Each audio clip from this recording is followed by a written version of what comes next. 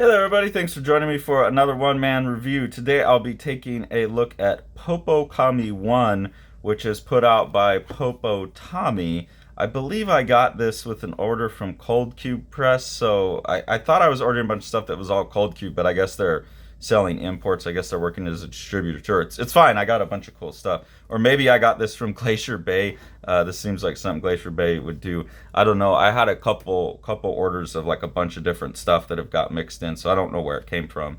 But it's published by Popotomi Books and Gallery. And what it says in the back is that the Popotomi, that the people organizing this, the publisher, was starting to realize how many people in Japan who aren't professional mangaka, who are professional artists, illustrators for other things, or work other jobs even, are still making their own underground manga. And there's a little bit about an economic downturn in Japan. And so these are all, like with the Glaolia books that Glacier Bay puts out, which is why I think maybe I might have got this from Glacier Bay. This work is an anthology of short stories done by independent manga artists. And that's really, really cool. It's just so cool to me that there are people out there trying to connect the two cultures and trying to connect the independent part of the two cultures.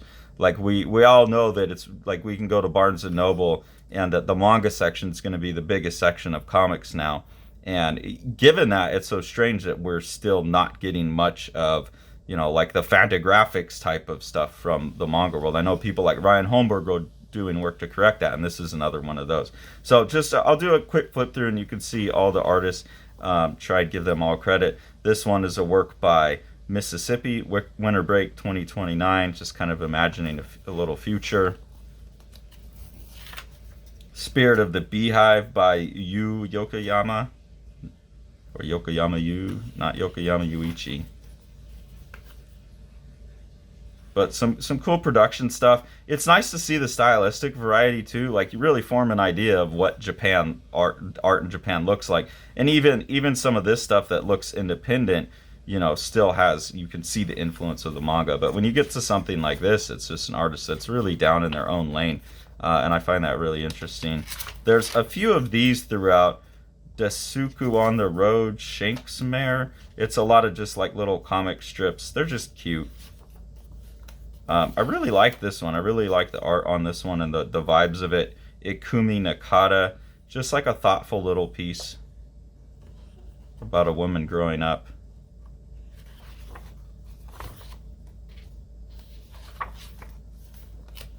Here's another Eri Masco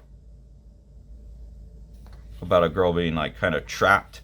She has she grows roots out of her leg into the ground, and so she's trapped in place. So I really like this story. It has kind of the yellow wallpaper vibes to it, about like a woman trapped, whether by society or some kind of medical ailment. I guess that does speak to me personally right now, because Tori's been pretty much trapped in our house since she's got COVID. So she's been trapped on the couch for the most part for the 3 or 4 months now. So this one really touched me.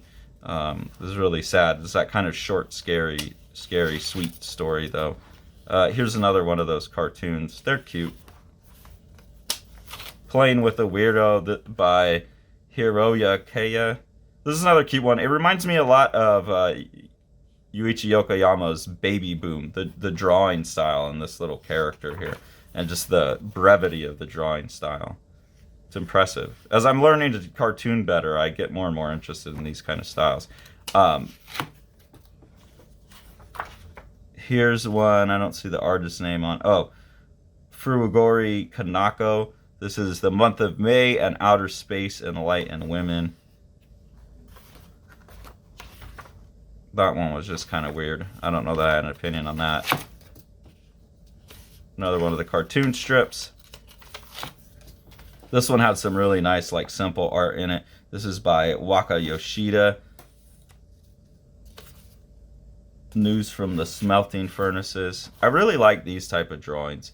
When they go back over it with this really thick line, though, I think it breaks up the gracefulness. But I really like these like simple broken contour lines of this artist. And then this artist here really interests me. Like this really cartoony character over top of these like really densely detailed, typical Japanese like super detailed backgrounds. but it just has its own like vibe to it. And then you get to this page and you see some really just wild drawing. It reminds me actually texturally and kind of the way that the value is built on the page reminds me more of Joe Sacco than anybody else, which is interesting. And even the way the cross-hatching is handled feels a little Joe Sacco, but then there's some of like the backgrounds that you would see in Mizuki book or something, Shigeru Mizuki book or something like that. So that's really interesting. This is it's a mononym. It's Nuru no Daisuki.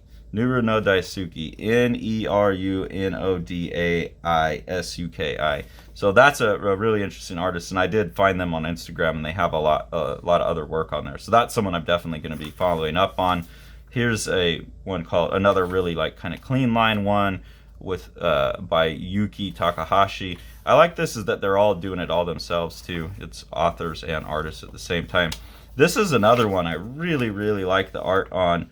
I didn't see a name. Oh, here we go. Maiko Daki. I really like the art in this one too. Someone else who's on Instagram and has some other work to look at. It's the slickness of the style. It wasn't really the story, and just to have a page like this, I think is kind of interesting. So I'm curious to see what else this artist does.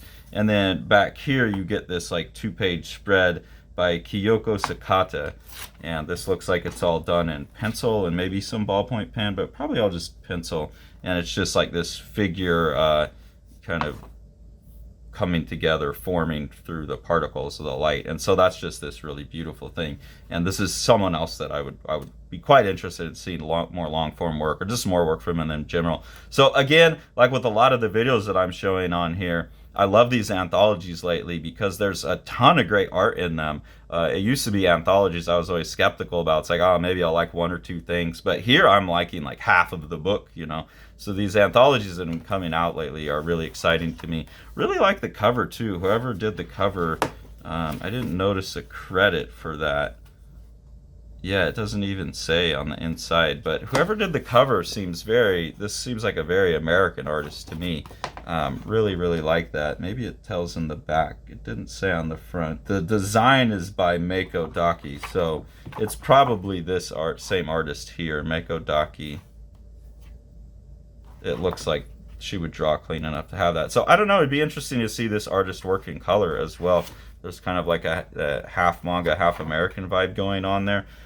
So I don't know. Anyways, these anthologies really, it's just exposure, and I love that. And so I think companies that are doing this kind of stuff are just really doing a great service. I think maybe that's probably the best thing a publisher could be doing, you know, especially smaller publishers, is just getting people exposure, because this is where, you know, people are going to get found for things like Fantagraphics now, and then level up into getting their own books and stuff like that. And I just think that's great. There's something really exciting to me about people's kind of first few steps, and especially if people make those first few steps very competently, then it's exciting and it's fun to follow. So I love these kind of things. Hopefully you all can go get some yourself. I figure out where I got it from and put a link for you, and hopefully you can go support these kind of cool projects. And then if you enjoy what we're doing here on the channel, the best way to support us is through our Patreon. The money we get from there helps us buy the books review, so we try and turn that right back into other creators. And also, the best thing you can do to support Living the Line is support what Sean's doing with Living the Line books. So we'll go ahead and take a look at a couple of the projects that he has out that you can purchase. Plaza by Yokoyama Yuichi. This is translated by Ryan Holmberg and is very large for a manga, so that's a really cool feature of this book, this standard manga size.